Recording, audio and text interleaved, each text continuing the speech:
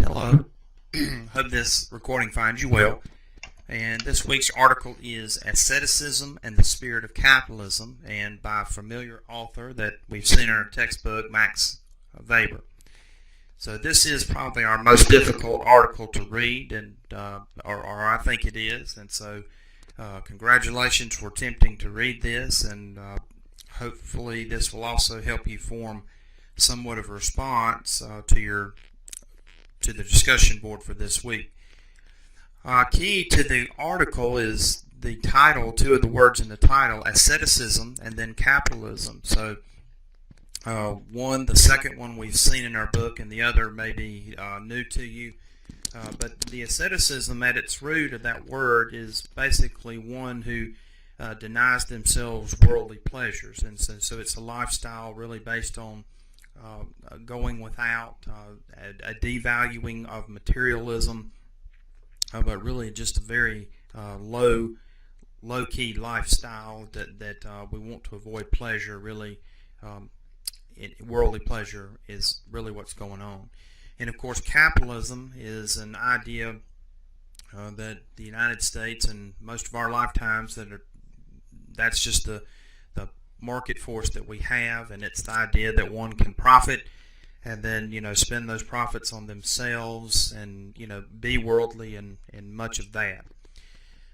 Asceticism is more, I think, springing from a religious point of view, and then capitalism really has nothing to do with religion. So this is really key to understanding what's going on in the article. So if you haven't looked up those words before in the dictionary, it might even help to do that still, to get those two terms firmly in mind before you start reading the article. Alright, so in this article, Weber does discuss the different definitions associated with these two words, and I've tried to give you a little bit of my thinking related to that. But these words, at the time of the writing, were something very critical in the Puritan and Quaker lifestyles. Again, another point related to religion. Now, as I had mentioned, Weber goes through the article and he does try to define it too. But asceticism is that doctrine, but renouncing worldly pleasures in order to achieve a high spiritual or intellectual state. And both the Puritans and Quakers were known as people who went without. They did not need all these worldly pleasures and rejected that. And Weber describes this in the article. Now, capitalism, again, is really completely opposite, and the point of the article is to show how asceticism set the way for capitalism. Now, that was not intentional, but that is really just an awesome kind of thought, the way he has put it together. But capitalism is that economic system of natural resources, and the means of producing goods and services are in private ownership. And that private ownership leads to the pursuit of personal profit. It leads to competition and consumer choice. All right, so now Weber next helps to explain that the spirit of capitalism is the quality which interests us.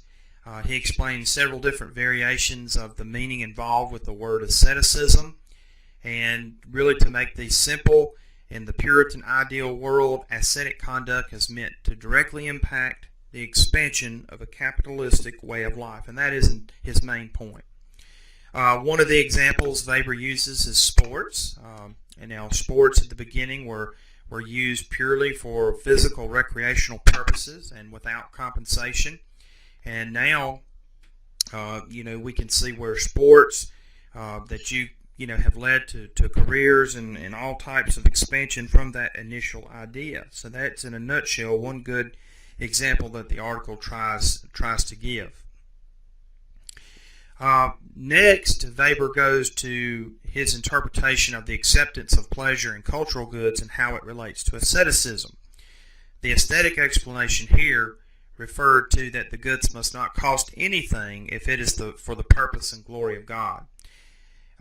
The idea of having excessive possessions were strictly prohibited in the Puritan lifestyle and way of thinking, and because this represented indulgence, and that was something that spiritually you wanted to stay away from.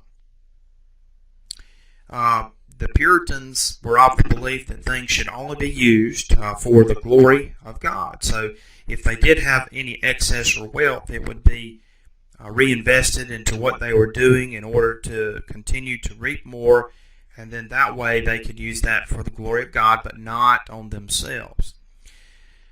Weber does describe that from the aspect of private fortune, asceticism condemned deceit and materialism. So, no cheating in business, and then no simply whoever has the most toys wins is maybe how we might think of it today. Now, the Puritans would save capital or save their money that they would make and not use it, for example, for worldly riches, and would only want to increase that which was provided by God. Now, Weber also indicates that the Christian aspect of asceticism can be explained by a passage that we attribute to Benjamin Franklin. And the only correct way to use riches is to use that and further the work of God, not to use it on oneself.